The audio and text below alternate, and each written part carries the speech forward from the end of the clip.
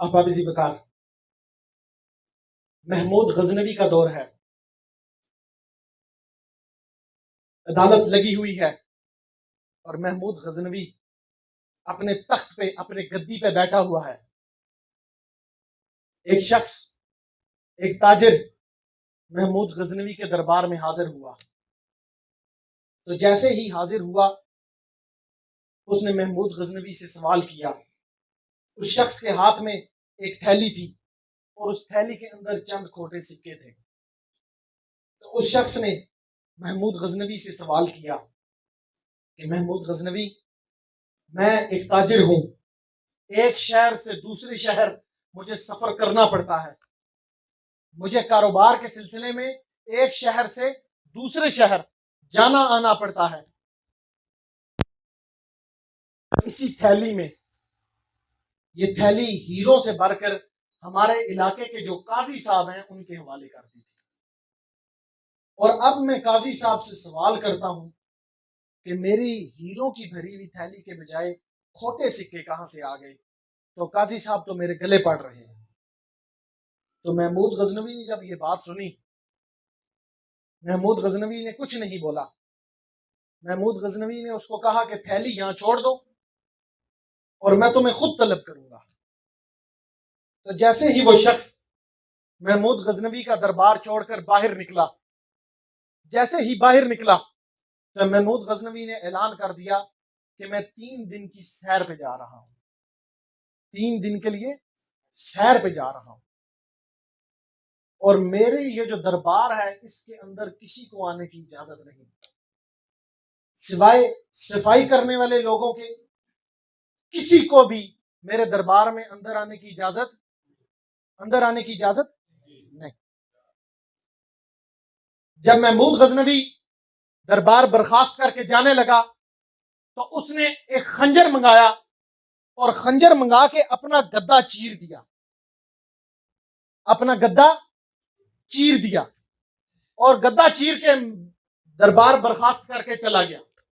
اگلے دن جب صفائی کرنے والے لوگ دربار کے اندر آئے تو انہوں نے دیکھا کہ گدا تو چرا ہوا ہے۔ انہوں نے کہا محمود غزنوی تو ہمیں جان سے مار دے گا کہ اس کا گدا آیا کس نے چیر دیا۔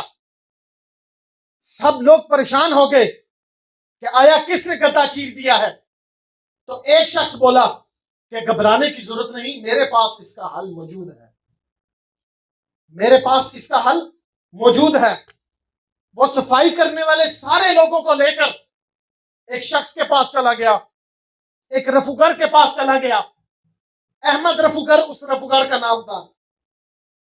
احمد رفوگر کے پاس جب وہ سب لوگ چلے گئے تو انہوں نے کہا کہ رفوگر، یہ محمود غزنوی کی مسند ہے، محمود غزنوی کا گدا ہے، اگر بادشاہ واپس آ کے اسی حالت میں دیکھے گا تو وہ ہم سب کے سر قلم کر دے گا، ہم تجھے اپنے پورے مہینے کی تنخواہ دیتے ہیں، تو یہ گدا ہمیں اسی طرح بنا دے۔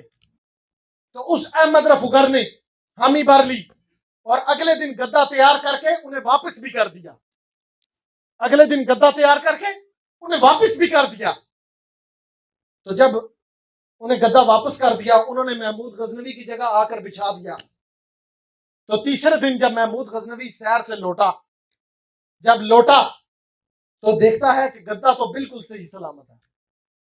محمود غزنوی خود پریشان ہو گیا کہ میں نے خنجر سے کہاں سے پھاڑا تھا، میں اس بندے کے ہاتھ میں، اس احمد رفوگر کے ہاتھ میں اتنی صفائی موجود تھی کہ وہ خود پریشان ہو گیا کہ میں نے کہاں سے پھاڑا ہے۔ تو محمود غزنوی نے سب صفائی کرنے والوں کو طلب کر لیا۔ جب طلب کر لیا تو اس نے پوچھا کہ میرا گدا کہاں سے سلائی کروایا ہے؟ تو سب کہتے ہیں کہ بادشاہ سلامت پھٹا ہی نہیں ہے، تو ہم نے سلائی کہاں سے کروایا ہے؟ پھٹا ہی نہیں ہے، ہم نے سلائی کہاں سے کروایا ہے؟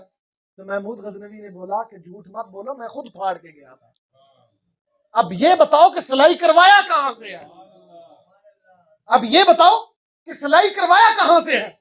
تو انہوں نے کہا کہ فلانا ایک رفوگر ہے، فلانی جگہ فلانی بستی میں بیٹھتا ہے، ہم نے اس سے یہ گدا سلائی کروایا ہے۔ تو محمود غزنوی نے اس احمد رفوگر کو بھی طلب کر لیا۔ احمد رفوگر سے پوچھا کہ یہ گدا تو نے سلائی کیا ہے؟ تو اس نے کہا کہ جی سرکار یہ میرے خادم کا ہی کام ہے، یہ مجھ خادم کا ہی کام ہے۔ تو محمود غزنوی نے اپنی جیب سے وہ ہیروں والی تھیلی نکالی، وہ ہیروں والی تھیلی نکالی اور پوچھا کہ احمد رفوکر کیا یہ بھی تیرا ہی کام ہے؟ تو اس نے کہا کہ مجھ غریب کا ہی کام ہے۔ تو اس محمود غزنوی نے صرف اس سے ایک سوال کیا کہ یہ تجھ سے کس نے کروایا ہے؟ تو احمد رفوکر نے کہا کہ فلاں علاقے کے جو قاضی صاحب ہیں یہ مجھ سے انہوں نے کروایا ہے۔ تو محمود غزنوی اپنے محل واپس لوٹ آیا۔ تو جب محل واپس لوٹ آیا، واپس آ کے قاضی صاحب کو طلب کر لیا، علیحدگی میں علیحدہ کمرے میں طلب کر لیا اور پوچھا کہ قاضی صاحب فلاں شخص میرے پاس یہ شکایت لے کے آیا تھا کہ اس نے یہ تھیلی ہیروں کی بھر کے دی تھی اور اس میں اب کھوٹے سکے موجود ہیں۔ وہ شخص کہتا ہے کہ یہ سلائی بھی میرے جیسی ہی لگی ہوئی ہے، جو سلائی اس تھیلی کو ہوئی ہوئی ہے وہ میرے ہی ہاتھوں کی ہے، لیکن میں نے اس تھیلی میں ہیرے چھوڑے تھے، اب اس تھیلی میں کھوٹے سکے ہیں۔ تو محمود غزنوی نے احمد رفوکر کو حاضر کیا۔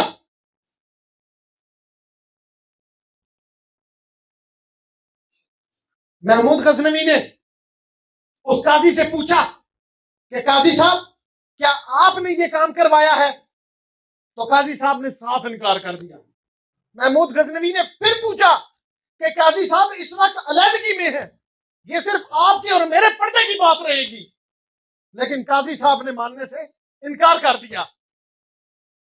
تو اگلے دن جب دربار لگا، دربار لگتا ہے اور محمود غزنوی نے قاضی صاحب کو دربار کے بیچ میں طلب کر لیا اور قاضی صاحب سے پھر سوال کیا، کیا قاضی صاحب آپ نے اس شخص کی تھیلی سے وہ ہیرے نکالے ہیں؟ تو قاضی صاحب نے صاف انکار کر دیا۔ جب قاضی صاحب نے صاف انکار کر دیا تو محمود غزنوی نے احمد رفوکر کو طلب کر لیا۔ تو جیسے ہی وہ رفوکر دربار کے اندر حاضر ہوا تو قاضی صاحب کی سر سے گردن شرم سے جھک گئی۔ جب قاضی صاحب کی گردن شرم سے جھکی ہوئی دیکھی تو محمود غزنوی نے کہا کہ دفع ہو جاؤ میرے دربار سے، دفع ہو جاؤ، تمہیں اتنا بڑا منصب دیا، اس علاقے کا قاضی بنایا اور تو نے اٹھ کے ایسا کام کر دیا ہے۔ تو محمود غزنوی نے قاضی صاحب کو جب دربار سے نکال دیا تو قاضی صاحب جب اپنے گھر لوٹے اور دیکھتے ہیں کہ بچے بھی بات نہیں کر رہے ہیں، بیوی پہ امید تھی کہ بیوی تو بات سمجھے گی کہ میں نے یہ جو کام کیا یہ اپنی اولاد کی خاطر ہی آیا کیا، لیکن اسی اولاد نے جب یہ پتا چلا تو انہوں نے ہی منہ پھیر لیا، انہوں نے قاضی صاحب کو قبول کرنے سے انکار کر دیا۔ تو قاضی صاحب شرم سے اپنے کمرے کے اندر داخل ہوئے، کنڈی لگائی اور سو گئے۔ صبح کافی دیر تک دروازہ نہیں کھلا، صبح کافی دیر تک دروازہ نہیں کھلا۔ گھر والوں نے جب کنڈی توڑی، اندر دیکھتے ہیں تو قاضی صاحب کی روح پرواز کر گئی۔ اب سوال یہاں یہ ہے کہ وہاں تو احمد رفوکر تھا جس کی گواہی پہ قاضی کو سزا ملی تھی، جس کی گواہی پہ قاضی کو سزا ملی تھی احمد رفوکر کی۔ جب بروز حشر اللہ اپنے رسول کے سامنے ہم سب کو حاضر کرے گا، وہاں تو ہمارے اپنے ہاتھ، ہمارے پاؤں، ہماری زبان، ہمارے کان، ہماری آنکھیں گواہی دیں گی۔ اس وقت بھی ہم ان باتوں سے گھوم نہیں سکیں گے۔ جو گناہ ہم نے ان ہاتھوں سے سرزد کیے ہیں ہم ان سے نہیں پھر سکیں گے، ہم ان سے انکار نہیں کر سکیں گے۔ دعا ہے کہ آپ میری ان باتوں پر عمل کریں۔ جناب حضور پاک صلی اللہ علیہ وآلہ وسلم کا دور مبارک ہے اور آپ مسجد نبی میں تشریف فرما ہیں۔ آپ ایک جگہ پر بیٹھے ہوئے ہیں اور ساتھ سیدنا صدیق اکبر بھی تشریف فرما ہے۔ تو سیدنا صدیق اکبر آپ کے ساتھ جب بیٹھے ہوئے ہیں تو لوگ ملاقات کے لیے تشریف لا رہے ہیں۔ بڑی غور والی بات ہے، بڑی پیار والی بات ہے، بڑی توجہ والی بات ہے کہ آپ بیٹھے ہوئے ہیں اور لوگ جوک در جوک تشریف لا رہے ہیں۔ جو شخص حضور پاک صلی اللہ علیہ وآلہ وسلم کو آ کر مل رہا ہے، وہ بیٹھ رہا ہے۔ جو حضور سے ہاتھ ملاتا ہے وہ سیدنا صدیق اکبر سے ہاتھ نہیں ملاتا۔ اور کئی شخص وہاں ایسے بھی ہیں جو آ کے سیدنا صدیق اکبر کو ملتے ہیں، حضور پاک سے ہاتھ نہیں ملاتے۔ کئی شخص ایسے ہیں جو آ کے حضور کو ملتے ہیں لیکن سیدنا صدیق اکبر کو نہیں ملتے۔ اور کئی شخص ایسے بھی موجود ہیں جو آ کے صدیق اکبر کو تو ملتے ہیں لیکن حضور پاک سے ہاتھ نہیں ملاتے۔ اس کی بنیادی وجہ یہ تھی کہ سیدنا صدیق اکبر کلام بھی حضور کی طرح ہی کرتے تھے، آپ کا بیٹھنا بھی یہ عام بات نہیں ہے۔ اپنے کانوں کو کھول کے یہ باتیں سنیں، یہ آپ کی، یہ میری بات نہیں ہو رہی، یہ باعث تخلیق کائنات کی بات ہو رہی ہے، جن کے باعث آج آپ بھی یہاں موجود ہیں اور میں بھی یہاں موجود ہوں۔ تو بات کر رہے تھے کہ صدیق اکبر کا، سیدنا صدیق اکبر کا بیٹھنا بھی حضور کی طرح ہی تھا، بات کرنا بھی حضور کی طرح ہی تھا، اور حضور کی پگڑی مبارک کا جو پیچ اگر ایک ڈھیلا رہ جاتا تھا تو صدیق اکبر کا بھی وہ پیچ ڈھیلا ہی ہوتا تھا۔ تو گویا کہ لوگ یہ محسوس کرتے تھے کہ حضور آپ ہی ہیں، اللہ کے رسول آپ ہی ہیں۔ تو جب سیدنا صدیق اکبر نے یہ بات محسوس کی تو آپ اٹھ کر کھڑے ہو گئے، اور آپ کے ذہن میں یہ بات آئی کہ آقا اور غلام کے درمیان فرق ہونا چاہیے، پتہ لگنا چاہیے کہ یہ آقا بیٹھے ہیں اور یہ غلام بیٹھے ہیں۔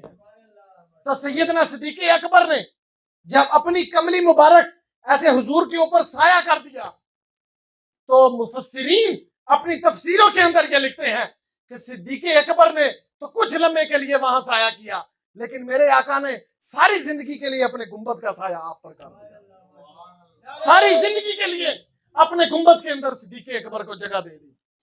اور صدیق اکبر نے یہ نصیحت کی تھی کہ میری جنازے کو لے کے جا کے آپ کے روزے کے باہر رکھ دینا، آپ کے روزے کا دروازہ اگر کھل جائے تو مجھے اندر لے جانا، یہ آپ کی نصیحت تھی۔ لیکن حضرت علی فرماتے ہیں کہ جب آپ کے جنازے کو ان کے گھر سے اٹھایا گیا اور حضور کے روزے کے پاس لے گئے تو روزے کا دروازہ تو کھلا ہی کھلا، لیکن اندر سے آواز بھی آئی کہ یار کو یار سے ملا دو، کہ یار کو یار سے ملا دو۔ من تو شدم تو من شدی، من تن شدم تو جا شدی، تا کس نہ گوید بات زی من دیگرم تو دیگر، من تو شدم تو من شدی۔ نعرہ تکبیر، نعرہ رسالت، نعرہ حیدری۔ تو آپ کے لیے روزے انور کے اندر سے خود آواز آئی کہ آپ کو اندر لے آؤ۔ یہ حضور کے ساتھ صدیق اکبر کا پیار تھا، اور آپ کی آل کے ساتھ، آپ کی آل کے ساتھ بھی بے انتہا پیار تھا۔ حضرت صدیق اکبر منبر پر تشریف فرما ہے، جمعے کا خطبہ ہو رہا ہے، تو حضرت سیدنا حسن حضرت مولا علی کے ساتھ مسجد نبوی شریف کے اندر داخل ہوتے ہیں۔ تو بچوں کو اپنے والدین کی چیزوں کی شناخت ہوتی ہے کہ یہ چیز میرے ابو کی ہے، یہ چیز میری امی کی ہے، یہ چیز میرے بھائی کی ہے۔ بچوں کو اس چیز کی پہچان ہوتی ہے، بچے خود کہتے ہیں کہ یہ فلاں چیز فلاں شخص کی ہے۔ تو جب مولا علی سیدنا حسن کو لے کر مسجد نبوی کے اندر داخل ہوئے تو جب صف میں بیٹھنے لگے تو حضرت حسن نے سیدنا صدیق اکبر سے سوال کر لیا، آپ منبر پر تشریف فرما ہیں، تو سیدنا حسن نے یہ سوال کر لیا کہ آپ یہاں کیوں بیٹھے ہیں؟ یہ منبر میرے نانا کا ہے، آپ یہاں کیوں بیٹھے ہیں؟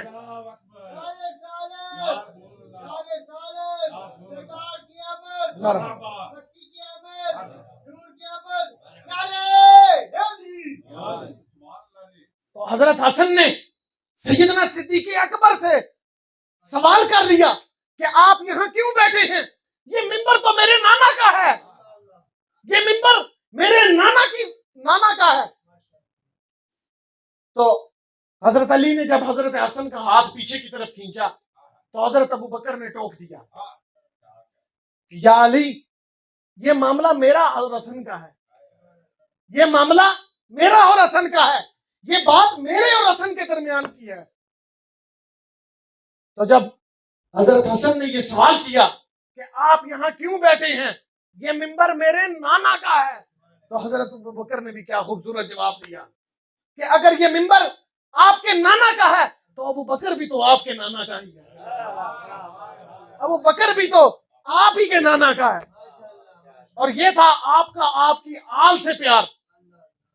اور قربان جاؤں سیدنا صدیق اکبر پہ آپ کا حضور کی امت سے بھی بے انتہا پیار۔ جب آپ کا وصال ہو گیا سیدنا صدیق اکبر کا، تو حضرت عمر آپ خلیفہ مقرر ہوئے، آپ کے وصال کو 2-3 دن گزر گئے، ابھی 2-3 دن ہی گزرے ہیں، اور حضرت عمر عصر کی نماز پڑھ کر مسجد نبوی کے پاس بیٹھے ہیں، تو 2-3 بچیاں آپ کے پاس تشریف لے آئی، 2-3 معصوم بچیاں آپ کے پاس تشریف لے آئی، اور حضرت عمر سے پوچھنے لگی کہ آیا آپ ہی خلیفہ وقت مقرر ہوئے ہیں؟ تو حضرت عمر نے جواب دیا کہ جی ہاں، میں ہی خلیفہ وقت مقرر ہوگا۔ تو ان بچیوں نے کہا کہ آپ سے جو پہلے خلیفہ وقت تھے ان کا کچھ کام تھا ہمارے ساتھ، ان کی ایک ڈیوٹی تھی جو وہ بغیر کہے بغیر بتائے اپنے وقت پہ ادا کر دیا کرتے تھے۔ تو حضرت عمر نے پوچھا کہ وہ کیا ڈیوٹی تھی؟ تو ان بچیوں نے کہا کہ ہم یتیم ہیں، ہمارا والد بھی کوئی نہیں، ہمارا بھائی بھی کوئی نہیں، کچھ بکریاں ہمارے پاس موجود ہیں۔ تو عصر کے بعد روزانہ سیدنا صدیق اکبر ہمارے گھر آ کے ان بکریوں کا دودھ دو کے دیتے تھے، ان بکریوں کے دودھ سے کچھ تو ہم پی لیتی تھی اور کچھ بیچ کے ہم اپنا گزارا کرتی تھی۔ تو حضرت عمر نے اللہ کی بارگاہ میں عرض کی کہ صدیق اکبر، کیا میرے ذمہ آپ ڈیوٹی لگا گئے ہیں؟ کتنی خوبصورت ایک نوکری تھی۔ تو حضرت عمر کا یہ سن کے دل باغ باغ ہو گیا اور آپ نے رب کا شکر ادا کیا۔ دعا ہے اللہ کے حضور کہ آپ کو حق سن کر اس پر عمل کرنے کی توفیق عطا فرمائے۔ وآخر دعوانا ان الحمدللہ رب العالمین۔